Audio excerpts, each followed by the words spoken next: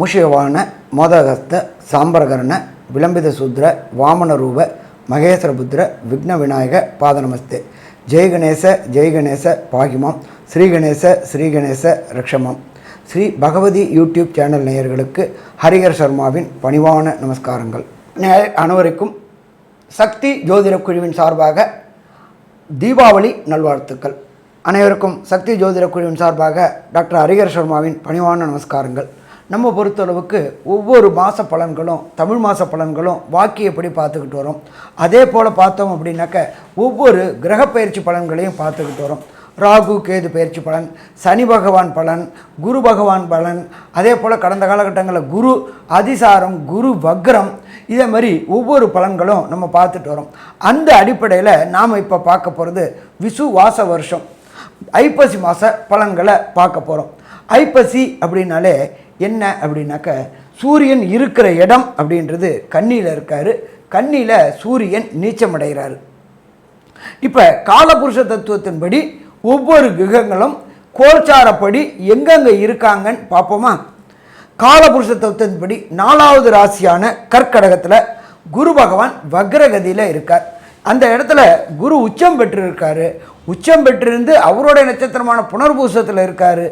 இருந்தாலும் அவர் செயலற்ற தன்மையில் இருக்கிறார். ரிட்ராகேஷன் அப்படின்னா செயலற்ற தன்மையில் இருக்கார். அதுக்கு அடுத்தது பார்த்தோம் அப்படின்னாக்க காலபுருஷ தத்துவத்தின்படி 5வது ராசி அப்படின்றது சிம்ம ராசி. அதில் கேது பகவான் இருக்கார். அதுக்கு அடுத்தது பார்த்தோம்னாக்க 6வது ராசியான கன்னியா ராசியில் சுக்கிர பகவான் இருக்கார். அதுக்கு அடுத்தது 7வது ராசியான துலாம் ராசியில் நீச்சமடைஞ்ச சூரியனும் செவ்வாயும் புதனும் இருக்காங்க. அதுக்கு அடுத்தது பார்த்தோம்னாக்க காலபுருஷ தத்துவத்தின்படி 11வது ராசியான கும்பத்தில் சனி பகவான் ரிட்ராகேஷனில், அதாவது ரிட்ராகேஷன்னாக்க செயலற்ற தன்மையில் இருக்கார். கூட ராகு பகவானும் இருக்கார். இப்படியே ஏற்பட்ட கிரக நிலவரத்தில் இந்த ஐப்பசி மாதம் பிறக்குது. சரி, இந்த ஐப்பசி மாதம் பிறக்கும்போது ஆத்மகாரகனான சூரியனே நீச்சம் அடைஞ்சு போயிட்டாரே சாமி. அதே போல் கடந்த ஒரு 12 நாளைக்கு சுக்கிர பகவான் நீச்சம் அடைஞ்சிருக்கிறாரு. அதை தவிர புத பகவானை பொறுத்தளவுக்கு பரிவர்த்தனை யோகம் பெற்று அவரவர்கள் ஆட்சி பெற்ற நிலையில் இருக்கிறாங்க. இந்த காலகட்டங்களில் நம்ம எப்பொழுதுமே பலன்கள் சொல்வது, மாத பலன்கள் சொல்வது அப்படின்றது விரைவாக செல்லும் கிரகங்கள், மெல்ல செல்லும் கிரகங்கள், ரெண்டை வச்சு தான் பலன் சொல்கிறோம். அதுவும் பார்த்தா மாத பலனுக்கு வரும்போது விரைவாக செல்லும் கிரகங்கள். விரைவாக செல்லும் அப்படின்னா ஃபஸ்ட்டு சந்திரன், அடுத்தது 2வது சூரியன், அதுக்கு அடுத்தது அங்காரகன் மற்றும் புதன் மற்றும் சுக்கிரன். இவங்க எல்லாருமே சற்றேறக்குறைய 41 நாள்லேருந்து 45 நாளுக்குள்ளார ஒரு ராசியிலேருந்து ஒரு ராசிக்கு மாறக்கூடியவங்க. அவங்க உங்கள் ராசிக்கு என்ன நிலையில் இருக்கிறாங்க, அடுத்தது அவங்களுடைய பார்வை பலம் என்ன அப்படின்றத வச்சு தான் நம்ம இந்த பலன்கள் சொல்கிறோம். நம்மளை பொறுத்தளவுக்கு 2 வகை இருக்குது. நம்ம ராசியை வச்சு பலன் சொல்கிறதுனால சந்திரனை வச்சு பலன் சொல்கிறோம். சந்திரன் அப்படின்ற ஒரு சற்றேறக்குறைய ஒரு ராசிக்குலேருந்து இன்னொரு ராசிக்கு கிடக்க 2.25 நாள். ஐரோப்பியர்கள் மற்றும் அமெரிக்கர்கள் சொல்லக்கூடியது அப்படின்றத பொறுத்தளவுக்கு எஃபிமெரைஸ் மெத்தடு படி சூரியனுடைய சலனத்தை வச்சுட்டு பலன் சொல்கிறாங்க. சூரிய பகவான் சற்றேறக்குறைய ஒரு ராசியிலேருந்து ஒரு ராசி கிடக்க சற்றேறக்குறைய 31 நாள் ஆகும். அப்போ அதனால் நம்மளுடைய வாக்கிய பஞ்சாங்கத்தின்படி பலன்கள் அக்யூரேட்டாக இருக்குமா? பலன்கள் அக்யூரேட்டாக இருக்கும். சரி, இந்த ஐப்பசி மாதத்தில் என்னென்ன விசேஷங்கள் வருது அப்படின்றத பார்ப்போம். எப்போதுமே நம்மளை பொறுத்தளவுக்கு நம்மளுடைய நேயர்களுக்கு என்ன சொல்லிடுறோம் அப்படின்னாக்க எந்தெந்த நாளில் என்னென்ன விசேஷங்கள் வருதுன்னு அவங்க முன்னாடி தெரிஞ்சுக்கிட்டாங்கன்னாக்க அதற்கு உண்டான ஏற்பாடுகளை செய்து கொள்ள வசதியாக இருக்கும். சரி, இந்த மாதம் பிறக்கிறது எப்போ அப்படின்னாக்க 18/10/2025 அன்னைக்கு ஐப்பசி மாதம் பிறக்குது. சரி, இந்த மாதம் ஐப்பசி மாதம் எப்போ முடியுது அப்படின்னு பார்த்தோம்னாக்க 16/11/2025 சற்றேறக்குறைய 29 நாள். நாம் எல்லாமே சொல்கிறது தமிழ் படி சொல்கிறோம். தமிழ் அப்படின்னா என்ன அப்படின்னாக்க வாக்கிய பஞ்சாங்கப்படி. வாக்கிய பஞ்சாங்கப்படி 360 நாளும், திருக்கணித பஞ்சாங்கப்படி 365.25 நாள், 365 நாளும் இருக்குது. அப்போ இது ரெண்டுக்கும் டிஃப்ரெண்ட் வருது இந்த 5.25 நாள்.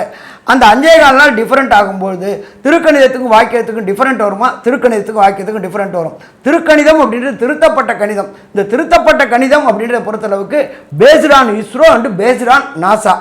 எப்போ நாசா தொடங்கப்பட்டது அப்படின்னா கிட்டத்தட்ட 1958 நாசா தொடங்கப்பட்டது, இஸ்ரோ தொடங்கப்பட்டது 1969 தொடங்கப்பட்டது. ஆனால் நம்மளுடைய இந்திய ஜோதிடவியல் சாஸ்திரம் அப்படின்றது தொடங்கப்பட்டது 3ஆம் நூற்றாண்டில் தொடங்கப்பட்டது. இப்போ சற்றேறக்குறைய 18 நூற்றாண்டு ஆயிடுச்சு. அதனால் அக்யூரேசி அப்படின்ற பொறுத்தளவுக்கு வாக்கியம் வரும் அப்படின்றது எங்களுடைய இது ஒரு தொழில் அனுபவத்தில் சொல்கிறோம். சரி, இப்போ இந்த பிறக்கக்கூடிய நாளில் என்னென்ன விசேஷங்கள் அப்படின்னு பார்த்தோம்னாக்க 20/10/2025 என்ன தீப ஒளி திருநாள். தீப ஒளி திருநாள்னா என்ன? நரகனை வதம் பண்ணின நாள்.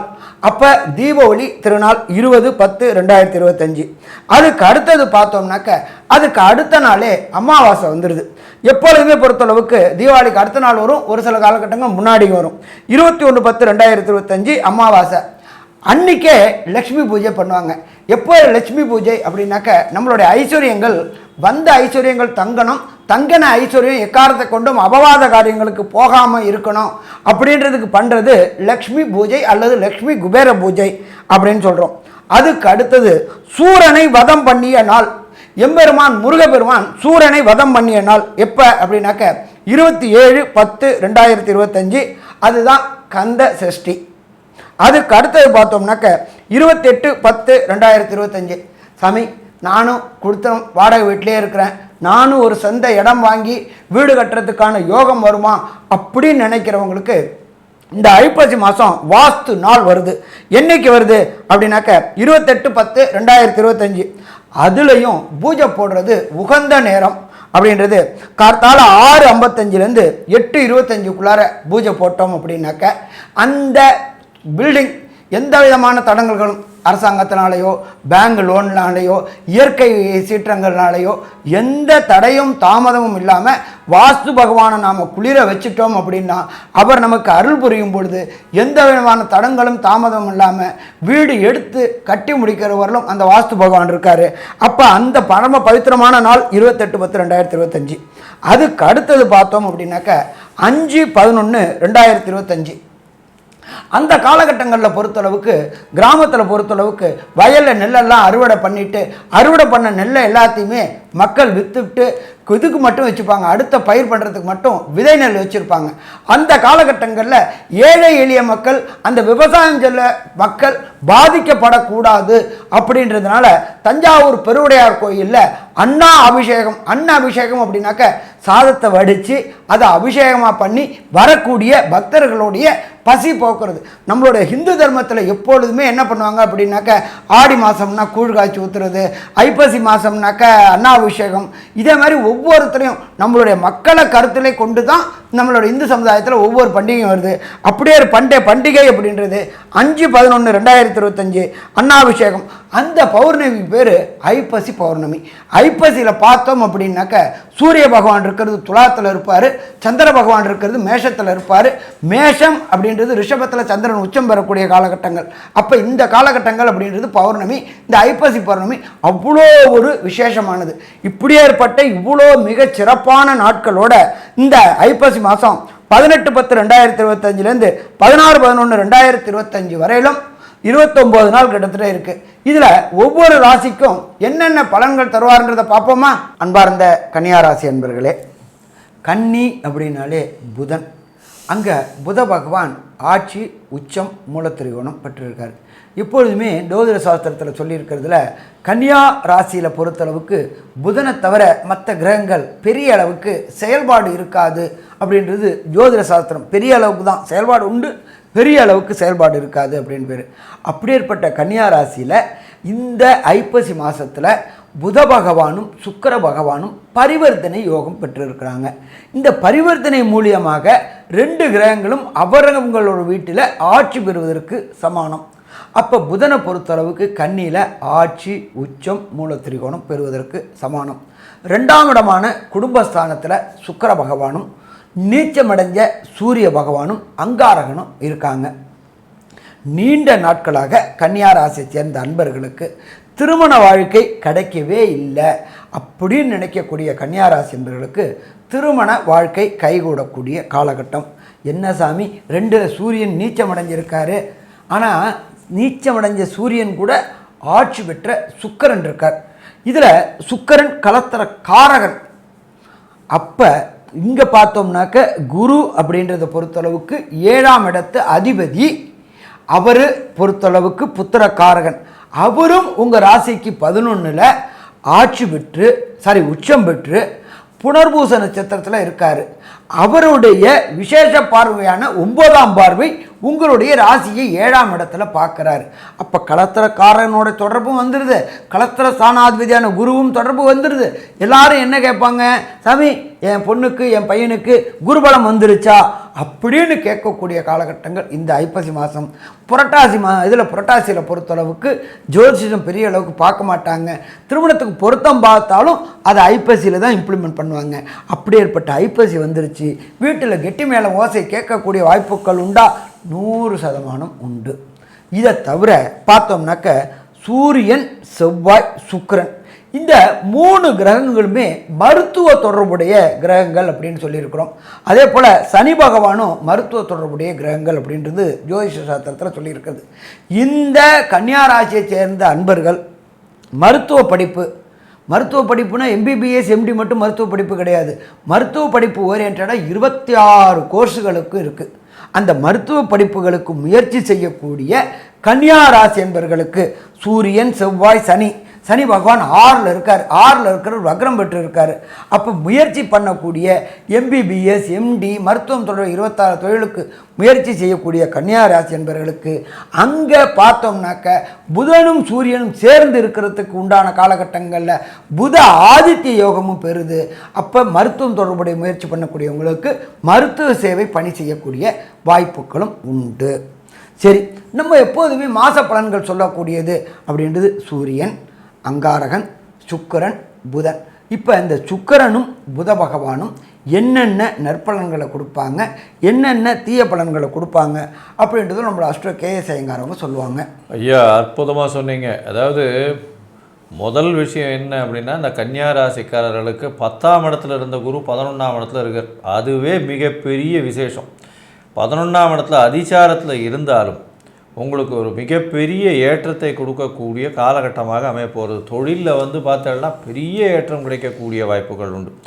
ராசிநாதன் சொல்லக்கூடிய புத பகவான் உங்களுடைய ராசிக்கு 2ஆம் இடத்துல இருந்தாலும் 2ஆம் அதிபதியான சுக்கிரன் உங்களுடைய ராசியில் இருந்து பரிவர்த்தனை யோகத்தை கொடுக்கக்கூடிய காலகட்டம். இந்த காலகட்டத்தில் பார்த்தலையானால் 12ஆம் அதிபதி 2ஆம் இடத்துல, 2ஆம் அதிபதி 2ஆம் இடத்துல பரிவர்த்தனையில், ராசி அதிபதி ராசியிலேயே இருக்கக்கூடிய பரிவர்த்தனை யோகம் மிகப்பெரிய ஏற்றம் இருக்கும். நினைத்த காரியங்கள் நினைத்த இடத்தில் நினைத்த நேரத்தில் நடக்கக்கூடிய பாக்கியங்கள் நிச்சயமாக வரும். இந்த காலகட்டத்தில் பார்த்தாலேனால் இவ்வளவு நாளாக உங்களுக்கு பணி சுணக்கம் இருக்கும். பணியில் சுணக்கம் இருக்கும் அப்படின்னா ஏதாவது ஒரு வேலையை எடுத்து செய்யணும்னு நினைக்கும் போது அதில் தடைகள், ஒரு விஷயங்களும் கைகூடாமல் போகிறது. அந்த விஷயத்தை எடுத்து பண்ணிகிட்டே வருவோம், அது கடைசியில் வரும்போது அது கைகூடாமல் போயிடும். இந்த மாதிரியான விஷயம் உங்களுக்கு தேவையற்ற செலவுகள், விரயங்கள் வந்து கொண்டே இருந்தது. இப்போ பார்த்தீங்களேனால் எடுத்த காரியங்களில் வெற்றி பெறக்கூடிய வாய்ப்புகள் நிச்சயமாக உண்டு. உங்களுடைய ராசிக்கு பார்த்தேன்னா 2ஆம் இடத்துல போய் சுக்கிரன் பரிவர்த்தனை யோகத்தில் இருக்கிறது பெரிய விசேஷத்தை கொடுக்கும். குடும்பத்தில் நல்ல ஒரு ஏற்றம் இருக்கும். கணவன் மனைவிக்குள்ள நல்ல ஒரு அந்யோன்யம் இருக்கக்கூடிய காலகட்டம். ஏன்னா 12ஆம் அதிபதியும் நீச்ச பங்கமாக இருக்கிறதுனால ராஜ யோகத்தை கொடுக்கக்கூடிய காலகட்டமாக அமைய போகிறது. இந்த காலகட்டத்தில் பார்த்தீங்களேனால் உங்களுடைய ராசிநாதனும் 2ஆம் இடத்துல இருக்கார். 2ஆம் இடத்துல இருக்கிறதுனால பண வரவிற்கு பஞ்சம் இருக்கவே இருக்காது. அதாவது எண்ணெய் கொட்டிச்சுன்னா எப்படி இருக்கும், ஒரு டேங்க்லேருந்து எண்ணெய் கொட்டுச்சுன்னா நடுவில் ஒரு பிசுறு இல்லாமல் கொட்டும், தண்ணியாவது சைட்லலாம் அலபாயும். எண்ணெய் மட்டும் நேராக ஒரு டியூப் மாதிரி கொட்டும் பார்த்தீங்கன்னா. அந்த மாதிரி பண வரவு கண்டினியூஸாக இருந்துக்கிட்டே இருக்கும். ஒரு இன்ட்ரப்ஷனும் இல்லாத அளவுக்கு பணம் வரும். உங்களுக்கு பார்த்தீங்களேன்னா புதிய வீடு மனை அமையக்கூடிய வாய்ப்புகள் உண்டு. வீடு சொத்தினால் திடீர் லாபங்கள் அமையக்கூடும். ஏன்னா 4ஆம் அதிபதி 11ஆம் இடத்துல. இதனால் பெரிய ஏற்றத்தை கொடுக்கும். தாயின் உடல்நிலையில் நல்ல ஒரு ஏற்றம், தாயின் மூலியமாக திடீர் பணவரவு வரக்கூடிய வாய்ப்புகள் நிச்சயமாக உண்டு. திருமண யோகம் உண்டு. ஐயா சொன்ன மாதிரி திருமண பாக்கியம் கண்டிப்பாக உண்டு. குழந்தை பிராப்தியும் கண்டிப்பாக இருக்கக்கூடிய காலகட்டமாக அமையப்போகிறது. இந்த காலகட்டத்தில் புதிய வேலை கிடைக்கக்கூடிய பாக்கியம், வேலை நிமித்தமாக வெளிநாடு வெளியூர் போகக்கூடிய பாக்கியமும் இந்த காலகட்டத்தில் நிச்சயமாக அமையும். உங்களுடைய ராசிக்கு 2ஆம் அதிபதியான சுக்கிரன் உங்களுடைய ராசியிலே இருக்கிறதுனால குடும்பத்தில் இவ்வளவு நாளாக இருந்த பிரச்சனைகள் எல்லாமே போய் உங்களுக்கு எல்லா விதமான ஏற்றங்களும் கிடைக்கும். கணவன் மனைவிக்குள்ளே நல்ல ஒரு அந்யோன்யம் இருக்கக்கூடிய காலகட்டம். அது தவிர பார்த்தாலேயானால் பண வரவு நல்லபடியாக இருக்கக்கூடிய காலகட்டமாக இருக்கும். பேச்சில் நல்ல நளினம் இருக்கும். ஏன்னா 2ஆம் இடத்துலேயே ராசிநாதன், நீங்கள் நினச்சதை அடுத்தவங்க வாயின் மூலியமாக எப்படி அதை வரவழிக்கணும் அப்படின்றதுக்காகவே பேசி அதில் சக்ஸஸ்ஃபுல் ஆவீங்க. அதாவது நீங்கள் செய்ய வேண்டிய காரியங்களை அடுத்தவர்கள் மூலியமாக ஈஸியாக பேச்சின் மூலியமாக வெற்றி கொள்ளக்கூடிய காலகட்டமாக அமைய போகிறது. உங்களுடைய முயற்சிகள் எல்லாமும் வெற்றி பெறக்கூடிய வாய்ப்புகள். அதாவது முயற்சிகளில் பார்த்தீங்களேனால் உங்களுடைய ராசிக்கு 3 8 அதிபதினு சொல்லக்கூடியவர் செவ்வாய். அவரும் 2ஆம் இடத்துல இருக்கார். 2ஆம் இடத்துல இருந்தாலும் அவர் 8ஆம் இடத்தையும் பார்க்குறாரு. அதனால் பார்த்தீங்களேனால் உடல் நலத்தில் நல்ல ஒரு ஏற்றம் இருக்கக்கூடிய காலகட்டம். வெளிநாடு வெளியூர் போகக்கூடிய பாக்கியம் நிச்சயமாக உண்டு. சரி, இந்த காலகட்டத்தில் முயற்சிகள் எல்லாமே நல்லா இருக்கும்னு சொல்லியிருக்கீங்க. ஆனால் சில நாட்கள் தள்ளி போடுவது நல்லது அப்படின்றத சொல்கிறோம். அந்த சில நாட்கள்ன்றது சந்திராஷ்டம நாட்கள். இந்த சந்திராஷ்டம நாட்கள் என்னென்னைக்கு அப்படின்றத பற்றி ஐயா கிட்ட கேட்கலாம். நல்ல அருமையான விளக்கம். இப்போ சந்திராஷ்டமம் அப்படின்றத பொறுத்தளவுக்கு ஜனன சந்திரன்லேருந்து கோல்சார சந்திரன் 8ஆம் இடத்துக்கு வரக்கூடிய தினம் அப்படின்றது தான் சந்திராஷ்டம தினம். அப்படி இன்னும் கொஞ்சம் எளிமையாக விளக்கம் சொன்னால் சௌரியமாக இருக்கும் அப்படின்னு நினைக்கக்கூடியவங்களுக்கு உங்களுடைய நட்சத்திரத்திலிருந்து 17வது நட்சத்திரம் அப்படின்றது சந்திராஷ்டம தினம். அப்படி பார்க்கும்பொழுது உங்களுக்கு இந்த கன்னியாராசி என்பவர்களுக்கு சந்திராஷ்டம தினம் அப்படின்றது 4 நவம்பர் 2025லேருந்து 5 நவம்பர் 2025, 6 நவம்பர் 2025 இந்த 3 நாளும் எச்சரிக்கையாக இருக்கணும். எதில் எச்சரிக்கையாக இருக்கணும்? புதிய முயற்சிகள் எடுக்கிறதுல, வெளியூர் வெளிமாநிலம் வெளிநாடு செல்றதுல முயற்சிகள் எடுக்கிறதுல கொஞ்சம் கேர்ஃபுல்லாக இருக்கணும். ஏன் அப்படின்னாக்க ஒளிக்காரகனான சந்திரன், மதிக்காரகனான சந்திரன் பலம் இழக்கிறார். அதனால் புத்தி பேதலிக்கக்கூடிய வாய்ப்புகள் உண்டு. சரி சாமி, ஆனால் முன்னாடியே டிக்கெட் போட்டேனே சாமி, என்ன பண்ணலாம்? ஒரு ப்ராப்ளம் இல்லை. நீங்கள் இருக்கிற இடத்துக்கு பக்கத்தில் உள்ள முதியோர் இல்லத்துக்கு போய் அந்த முதியோர் இல்லத்திற்கு ஒரு நாள் ஆகக்கூடிய காலையில் டிஃபன், மத்தியான சாப்பாடு, சாயங்கால டிஃபனுக்கு உண்டான கட்டணத்தை கட்டிட்டு அவங்களுக்கு உங்கள் கையால் பரிமாறுங்க. எப்போதுமே நல்லா புரிஞ்சுங்க, தானத்தில் சிறந்தது எல்லாரும் நிதானம்பாங்க. நிதானத்தோடைய அன்னதானம் மிகச்சிறந்தது. அப்போ நீங்கள் போகக்கூடிய நாளுக்கு முதல் நாள் போயிட்டு நீங்கள் இருக்கிற இடத்துக்கு பக்கத்தில் முதியோர் காப்பகத்தில் முதியோர்களுக்கு 3 வேளை சாப்பாடும் போட்டுட்டு அதை உங்கள் கையால் பரிமாறும் பொழுது நீங்கள் எடுக்கின்ற முயற்சிகள், தோல்வி முயற்சிகள் அத்தனையுமே வெற்றியாக மாறக்கூடிய வாய்ப்புகள் உண்டு. சரி, அதுக்கு அடுத்தது இந்த கன்னியாராசி சேர்ந்த நண்பர்களுக்கு தசாநாதன், புத்திநாதன், அந்தரநாதன், சூட்சுமநாதன் சரியில்லாமல் இருக்குது. அப்படின்னா என்ன பண்ணணும் அப்படின்னாக்க, தஞ்சாவூர் மாவட்டக்கு நன்னிலத்துக்கு பக்கத்தில் கூத்தனூர் அப்படின்ற ஒரு இடத்துல சரஸ்வதியோடைய கோயில் இருக்குது. அந்த சரஸ்வதி கோயிலுக்கு ஒரு புதன்கிழமை போயிட்டு அந்த சரஸ்வதி தேவிக்கு ஒரு அபிஷேகம் பண்ணிவிட்டு அந்த அபிஷேக ஜலத்தை வாங்கி குடிங்க. சாமி, அவ்வளோ தூரம் போக முடியாது அப்படின்னாக்க நீங்கள் இருக்கிற இடத்துக்கு பக்கத்தில் உள்ள பெருமாள் கோயிலில் தாயாருக்கு பெருமாளுக்கும் ஒரு திருமஞ்சனம் பண்ணி அந்த அபிஷேக ஜலங்களை இந்த ஐப்பசி மாதமான 16/11/2025லேருந்து 18/10/2025லேருந்து 16/11/2025 வரக்கூடிய ஏதாவது ஒரு புதன்கிழமையில் பண்ணுங்க. சரி, அதுக்கு அடுத்தது வேறு என்ன பண்ணணும் அப்படின்னாக்க, புதனுடைய பாடல்கள் ஒன்று இல்லை புதனுடைய காயத்ரி கேளுங்க. மாலை வேளைகளில் விஷ்ணுவுடைய சகசரநாமத்தை வீட்டில் கேளுங்க. வீட்டில் உள்ள நெகட்டிவ் எனர்ஜியும் போயிடும், வீட்டிலையும் நல்ல செல்வ செழிப்பும் இருக்கும். ஸோ மொத்தத்தில் இந்த பரிகாரங்கள், எளிய பரிகாரங்களை செஞ்சாக்க வரக்கூடிய பிரச்சனைகளும் வந்த பிரச்சனைகளும் எப்படி சூரியனை கண்ட பனி விலகுதோ அதே மாதிரி விலகும். சரி, கன்னியாராசிக்காரங்களுக்கு இந்த 18/10/2025லேருந்து 16/11/2025 வரலும் 29 நாளும் என்னென்ன நற்பலன்கள் என்னென்ன கெடுல் பலன்கள் அப்படின்றத கன்க்ளூஷனாக நம்மளுடைய அஸ்ட்ரோ KS ஐயங்கார் அவங்க சொல்லுவாங்க. ஐயா, அற்புதமாக சொன்னீங்க. அதாவது கன்னியா ராசியை பொறுத்தவரை ஏற்றமான காலம். குருவே 11ஆம் இடத்துல இருக்கிறது பெரிய விசேஷம். இவ்வளோ நாளாக பணத்துக்கு தடங்கள் இருந்தாலும் இப்பொழுது பணம் அபரிமிதமாக வரக்கூடிய வாய்ப்புகள் உண்டு. குடும்பத்தில் நல்ல மகிழ்ச்சி இருக்கும். உடல் நலத்தில் ஏற்றம் இருக்கக்கூடிய காலகட்டமாக இருக்கும். தூக்கம் சற்று தடைபடும். ஏன்னா 12ஆம் இடத்தில் இருக்கக்கூடிய கேது தூக்கத்தை கெடுக்கக்கூடிய வாய்ப்புகள் நிச்சயமாக உண்டு. உங்களுடைய முயற்சிகளில் சிறு சிறு பின்னடைவு இருந்தாலும் முயற்சிகள் மூலியமாக வெற்றி பெறக்கூடிய வாய்ப்புகள் நிச்சயமாக உண்டு. உங்களுடைய ராசிக்கு பார்த்தலையானால் ராசிநாதனுக்கு ராசிநாதனுடன் 12ஆம் அதிபதியும் சேர்ந்து 2ஆம் இடத்துல இருக்கிறது பெரிய விசேஷம். நீச்ச பங்க ராஜயோகம் அடையிறது. அதாவது சூரியனை பொறுத்தவரையிலும் ஏன்னா பரிவர்த்தனை யோகத்தில் சுக்கிரன் வந்துடுறாருங்க. அதனால் பெரிய ஏற்றம் கிடைக்கக்கூடிய காலகட்டம். கணவன் மனைவிக்குள்ளே நல்ல ஒரு அந்யோன்யம் இருக்கக்கூடிய காலகட்டம். உடல் நலத்தில் ஏற்றம் இருக்கும். படிக்கக்கூடிய மாணவர்கள் வெளிநாடு சென்று படிக்கக்கூடிய வாய்ப்புகள் நிச்சயமாக உண்டு. இந்த காலகட்டத்தில் பார்த்தீர்களேயானால் உங்களுக்கு எல்லா விதமான ஏற்றங்களும் இருக்கும். இருப்பினும் சில தேவையற்ற செலவுகள் வந்து போகும். அதனால் கொஞ்சம் ஜாகிரதையாக இருக்கிறது, செலவில் பார்த்து நடந்துக்கிறது ரொம்பவும் நல்லதுன்னு சக்தி ஜோதிட குழு சொல்லுது.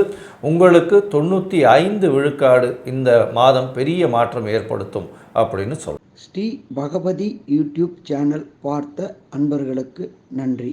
இதே போன்று ஆன்மீக தொடர்புடைய ஜோதிட தொடர்புடைய தகவல்களை தொடர்ந்து நீங்கள் பெற ஸ்ரீ பகவதி யூடியூப் சேனலை சப்ஸ்கிரைப் செய்யுங்கள் மற்றும் அருகில் உள்ள பெல் ஐக்கானை அதை அழுத்தினீர்கள் என்றால் தொடர்ந்து என்னுடைய சேனலை பார்க்க முடியும். நன்றி, நமஸ்காரம்.